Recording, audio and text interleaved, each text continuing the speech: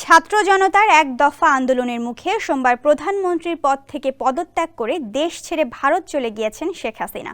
তার পদত্যাগের একদিনের মাথায় এবার রাষ্ট্রপতি বরাবর অব্যাহতিপত্র জমা দিয়েছেন অতিরিক্ত অ্যাটর্নি জেনারেল শেখ মোহাম্মদ মোরশেদ। তার অব্যাহতিপত্র জমা দেওয়ার বিষয়ে জানতে চাইলে শেখ মোহাম্মদ মোরশেদ জানান, ব্যক্তিগত ও শারীরিক অসুস্থতার কারণে পদত্যাগপত্র জমা দিয়েছেন তিনি।